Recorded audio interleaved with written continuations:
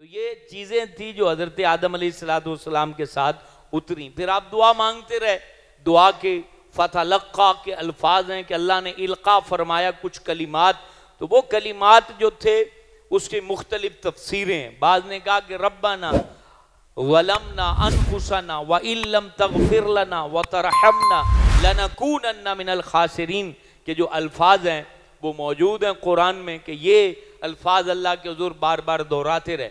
اور بعض مفسرین اکرام نے یہ بھی فرمایا کہ یہ الفاظ آپ بولتے رہے اللہم انی اسألک بحق محمد صلی اللہ علیہ وسلم. کیونکہ جب آپ میں روح ڈالی گئی تھی تو عرش کی جو پائے تھے اور عرش کے جو پٹے تھے اس کے اوپر نبی پاک کا نام لکھا ہوا آپ نے دیکھا تھا.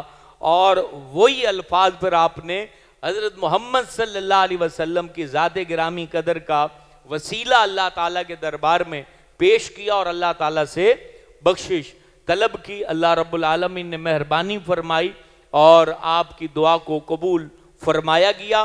اور اس کے بعد پھر حضرت آدم علیہ السلام ہندوستان سے سفر کرتے ہوئے آپ مکہ کی طرف آئے اور میدان عرفات میں جب پہنچے تو میدان عرفات میں حضرت حوا کو بھی اللہ نے پہنچا دیا اور یہ میاں بیوی عرفات کے میدان میں ان کی ملاقات ہوئی.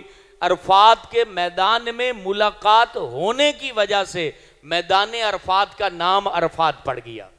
یعنی انہوں نے ایک دوسرے کو پہچانا ہے تو اس لیے اس میدان کا نام جو ہے وہ میدان عرفات ہے. وہاں حضرت حوا اور حضرت آدم کی ملاقات ہوئی.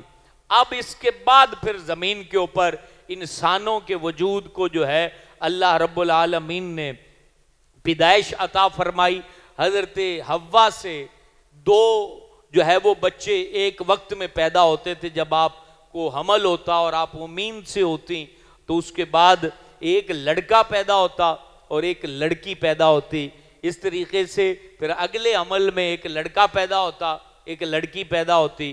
تو یہ جو ایک ساتھ پیدا ہوتے ان کو دوسرے لڑکے لڑکی کے ساتھ جو ہے ان کا نکاح حضرت آدم علیہ السلام پڑھا دیا کرتے تھے اور اس سے پھر مزید آگے نسلیں چلیں یہاں تک کہ حضرت آدم علیہ السلام کے وفات کے وقت وصال مبارک کے وقت آپ کی اولادیں زمین کے اوپر مقصد آپ کی اولادیں ان کی اولادیں ان کی اولادیں آپ کے وصال مبارک تک بعض مفسرین نے 40,000 اور بعض نے 1,00,000 لکھی ہیں کہ 1,00,000 اولادیں آپ کی زمین کے اوپر پھیل چکی تھیں حضرت آدم علیہ السلام کے وصال مبارک کے وقت. تو حضرت آدم علیہ السلام یعنی وہ 40,000 یا 1,00,000 وہ صرف حضرت حوا سے نہیں تھے. آگے جو شادیاں ہوئیں ان سے بھی وہ بچے آگے مزید پیدا ہوتے گئے.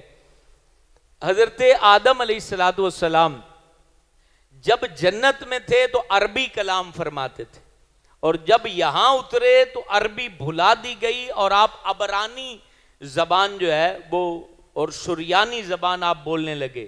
اور پھر جب آپ کی توبہ قبول ہوتی ہے دعا قبول ہوتی ہے اور حضرت حوا سے ملاقات ہوتی ہے تو دوبارہ اللہ تبارک و تعالیٰ ان کو عربی زبان پر قدرت عطا فرما دیتا ہے.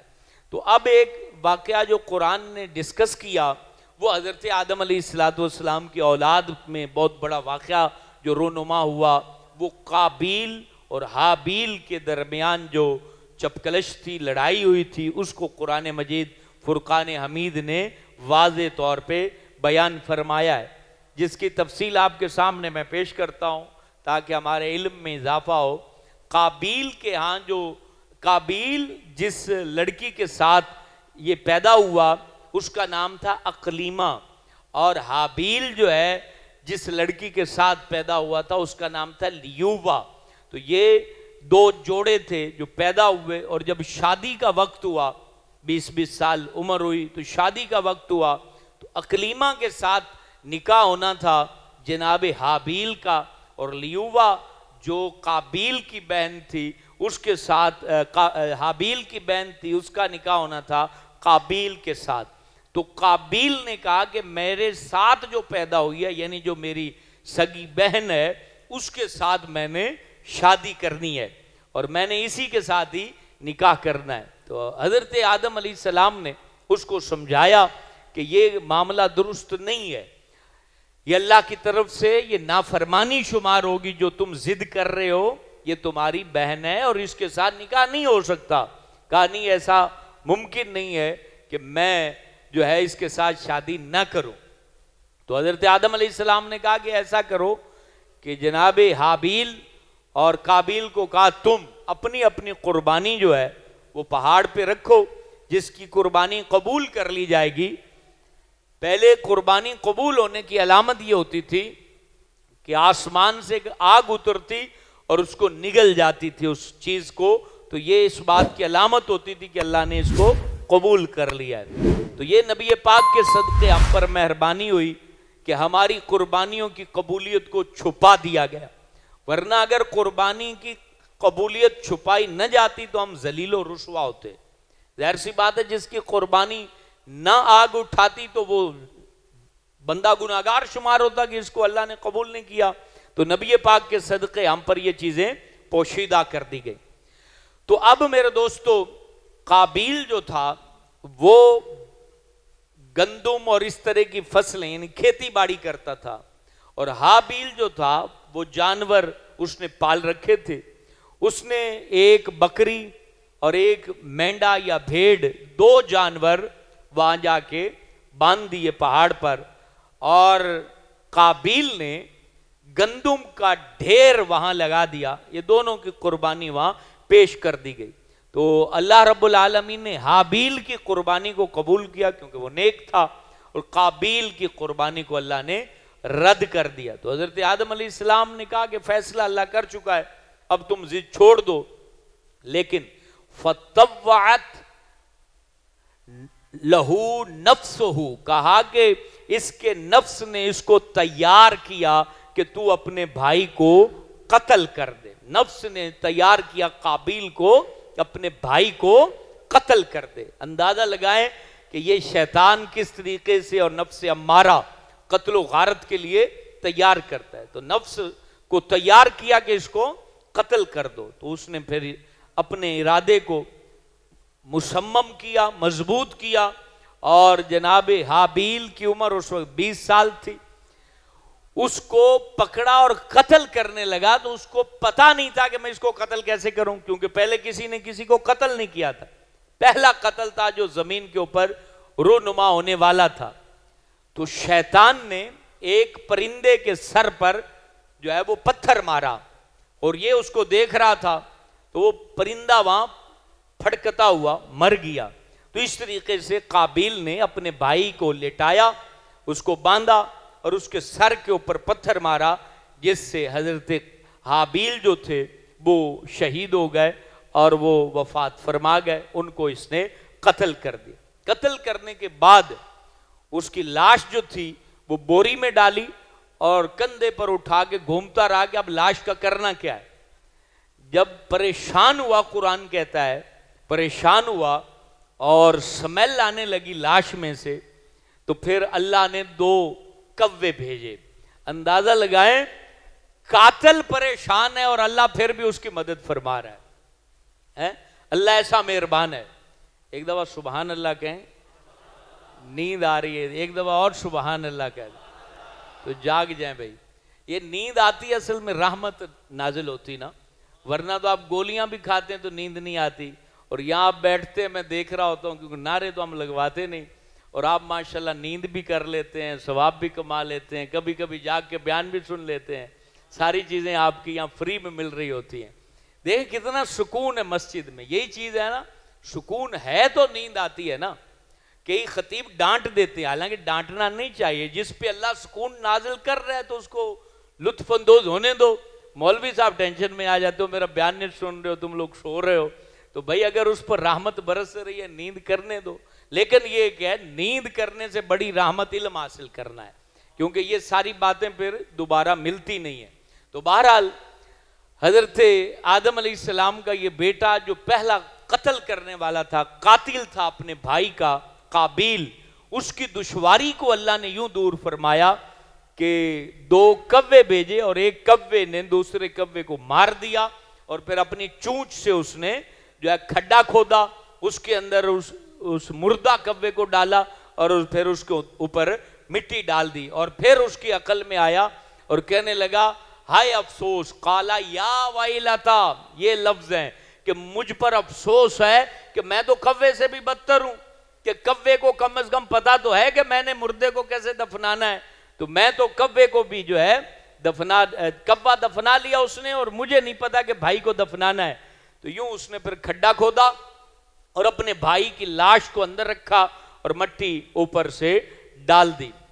اب جب قتل یہ کر چکا تو اس کا رنگ گورا تھا، لیکن قتل کرتے ہی سر سے لے کے پیر تک اس کا رنگ کالا پڑ گیا، یہ سیاہ پڑ گیا، جو قابیل تھا کالا ہو گیا، اور قتل کرتے یہ پاگل ہو گیا، یعنی مجنون ہو گیا، اور اسی حالت میں یہ زندہ رہا، اور پھر اسی طرح یہ جو ہے نا اس کے حواس ختم ہو گئے اور وہ مر گیا۔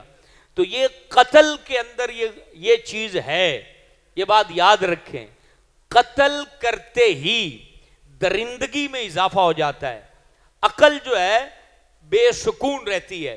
آپ نے عموماً انٹرویو سنے ہوں گے، قاتل جو ہوتا ہے پھر کہتا ہے مجھے بڑا خوف آتا ہے، مجھے ڈر آتا ہے، مجھے وہ بچہ رلاتا ہے، تو یہ قتل کرنے والے کے چہرے کا نور ختم ہو جاتا ہے، اس کا دل گھبراہٹ میں رہتا ہے، پھر وہ مزید قتل کرتا ہے اور قتل میں ہی سکون ڈھونڈنا چاہتا ہے، یہاں تک کہ قاتل پھر خود بھی کتے کی موت مرتا ہے، اور اس کے پیچھے چونکہ بددعائیں ہوتی ہیں، اس کے پیچھے بڑی ساری بددعائیں ہوتی ہیں، اور اسی وجہ سے پھر اس کی موت بھی ایسے ہوتی ہے جیسے پاگل کتے کو مارا جاتا ہے، تو وہ بھی پھر کہیں پر ایسے ہی مرتا ہے۔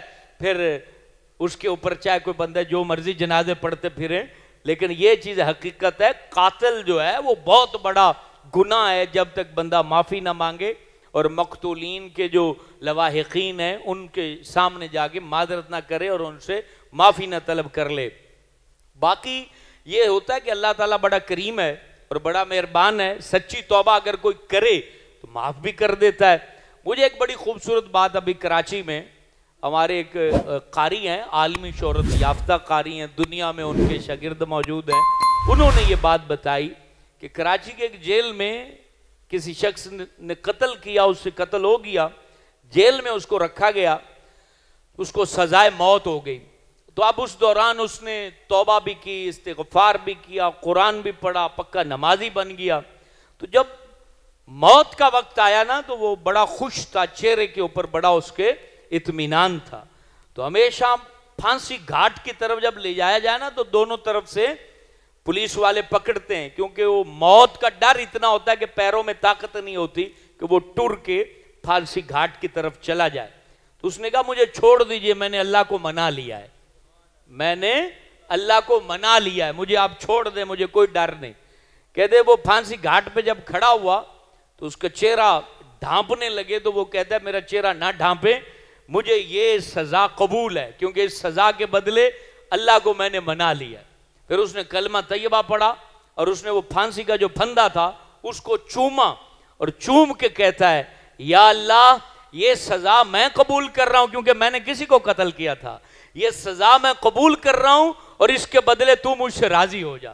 کہہ رہے ہیں کہ اس نے خود ہی اپنے گلے میں وہ پھندا ڈالا، اور پھر جب اس کو پھانسی سے اتارا گیا تو اس کے چہرے پر مسکراہٹ تھی اور نور بتا رہا تھا کہ رب نے اس کو معاف فرما دیا۔ تو توبہ کرے بندہ، سچی توبہ کرے تو پھر تو معافی کے ہیں راستے، لیکن ایک بندہ ایسا ہے ایک قتل کیا، دوسرے کی پلاننگ، دوسرا کیا، تیسرے کی پلاننگ، ان چکر میں جو بندہ زندگی گزار دے تو وہ پھر سمجھے کہ جناب خالی پچھو دیگاں چاڑ کے میرے لوگ میں بخشا لونگے، تو وہ پھر میاں غفلت کا شکار ہے۔ ایسا ہوتا ہے کیونکہ ڈکیٹیاں کر کر کے، قتل کر کر کے، بھتے لے لے کے، پیسہ تو پیچھے جوڑ کے خوب جاتے ہیں نا، تو بعد میں جناب زمانے بھر کے مولوی بلا لیے، رات جناب اس کی قبر کے اوپر شبینے پڑھا لیے، تو اس سے کچھ بھی نہیں ہوگا۔ جس بندے نے بھی کسی کا حق مارا، ابھی ایک بابا یہاں آتا ہے آج کل، وہ شاید نہیں آ رہا ہوگا، طبیعت خراب ہوگی، پرچی اس نے پکڑی ہوتی کہ میرا بیٹا مر گیا، میرا داماد مر گیا ہے، تو میرے جو نواسے نواسیاں ہیں، بیٹی ہے، اس کا حق جو ہے وہ سسرال والے کھا گئے، چچاؤں تاؤں نے اس کے اوپر قبضہ کر لیا ہے۔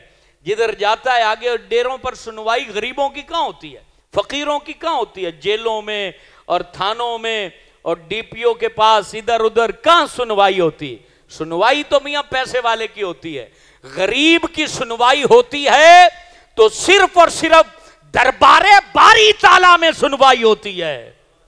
اور جو ظالم کا ساتھ دے، چاہے وہ بیوروکریٹ ہو، چاہے وہ سیاستدان ہو، چاہے وہ مولوی ہو، چاہے وہ پیر کا ڈیرا ہو، کوئی بھی بندہ ہو، ظالم کا جس نے ساتھ دیا اور مظلوم کو رلا دیا، خدا کی قسم ایک ایک کو پکڑ کے اللہ عرش کے سامنے کھڑا کرے گا، پکڑے گا. بتا، یتیموں کا مال دلوانے میں تو بھی شامل تھا، تو بھی شامل تھا، تو بھی شامل تھا. یہاں جتنے مرضی سٹار لگے ہوں، عرش کے سامنے سٹار سٹور نہیں ہوں گے. بتانا پڑے گا کہ یہ ظلم کیوں کیا تھا، اس کا حق کیوں دبایا تھا، اس کو کیوں قتل کیا تھا، اس مقتول کے جو ہے وہ رسا کا ساتھ کیوں نہیں دیا تھا. اس وقت کوئی بہانے نہیں چلیں گے، کوئی مولوی بچانے نہیں آئے گا. یہ سن لیں، دل پہ لکھ لیں، کوئی مولوی نہیں بچانے آئے گا، کوئی آپ کا پیر بچانے نہیں آئے گا. وہاں آپ کو بچائے گا تو وہ یتیم ہی بچائے گا جس کا مال کھایا تھا. وہ اگر کہے گا نا کہ اللہ میں نے معاف کر دیا تو اللہ معاف کر دے گا، لیکن بچائے گا کون؟ وہ یتیم، وہ مسکین، وہ بیوہ جس کے جناب لوٹ لیا تھا. آئی کو پوچھنے والا ہی نہیں، جن دی جتی ٹوٹی ہوئے، کپڑے پھٹے ہون، رلتا رہتا ہے عدالتوں میں، اور جہاں بریف کیس بیک ڈور سے چلا جاتا اسی کی بات سنی جاتی ہے. اللہ ماشاءاللہ نیک لوگ بھی ہیں جو سنتے ہیں، اچھے لوگ بھی ہیں، اس کا انکار نہیں ہے، اسی لیے تو ہم یہاں بیٹھے ہیں. اگر سارے ہی غلط ہو جائیں تو پھر تو ظلم کی آندیاں چل دیں، لوگ مر جائیں. اچھے لوگ بھی ہیں اور ان کو ہم سلام کرتے ہیں کہ جو ظالموں کا ساتھ نہیں دیتے. ان کو ہم ممبر رسول پہ دعا دیتے ہیں کہ جو اپنے ڈیروں پر ظالموں کی بولتیاں بند کرتے ہیں اور مظلوموں کو. مقصد ظالم وہ جو حقیقت میں ظالم ہو. بعض دفعہ بندہ پھٹے پرانے کپڑے پہن کے آ جاتا ہے، ہوتا وہ بھی ظالم ہے. یعنی تحقیق کرنے کے بعد پتہ چلتا ہے نا ظالم کون ہے، مظلوم کون ہے. میں ان کی بات کر رہا ہوں. تو ظالم کا جو ساتھ دے وہ اللہ تعالیٰ کو اس کی کوئی ضرورت نہیں ہے. مظلوم کا جو ساتھ دے، زمین پہ بھی فرشتے اس کے ہاتھ چومتے ہیں اور عرش کے فرشتے بھی اس کی تعریفیں کرتے ہیں. یہ بات یاد رکھیں. تو حضرت آدم علیہ السلام کے بیٹے نے یہ سارے معاملات کیے. قابیل وہ پہلا قاتل ہے. اب قیامت تک جو ہے جتنے قتل ہوں گے اس کا گناہ ہر قاتل کو بھی ملے گا، لیکن قابیل کے کھاتے میں بھی وہ سزا اور اس قتل کا گناہ جائے گا جس نے اس گناہ کا آغاز کیا تھا. اور یہ گناہ ہوا تھا حسد کی وجہ سے. حسد دل سے نکال دیجئے. اور پھر حضرت آدم علیہ السلام مکہ پاک میں آپ کی وفات ہوئی، وصال مبارک ہوا، اور آپ کو غسل حضرت جبرائیل نے دیا، اور آپ کو کفن جنت سے لا کے پہنایا گیا، اور آپ کو خوشبو جنت کی لگائی گئی. اور پھر آپ کے بیٹے حضرت شیس علیہ السلام، اگلے جمعے ان کا ذکر سنیں گے. حضرت شیس کو حضرت جبرائیل نے کہا کہ ہم جس طریقے سے تمہارے والد کو دفنائیں گے، کفن پہنائیں گے، تم بھی اپنی اولادوں کو ویسے ہی جنازہ. یہ جو 4 تکبیریں آپ پڑھتے ہیں نا اس کے اندر جنازے میں، یہ 4 تکبیریں حضرت آدم کے جنازے پر حضرت جبرائیل نے پڑھی تھی.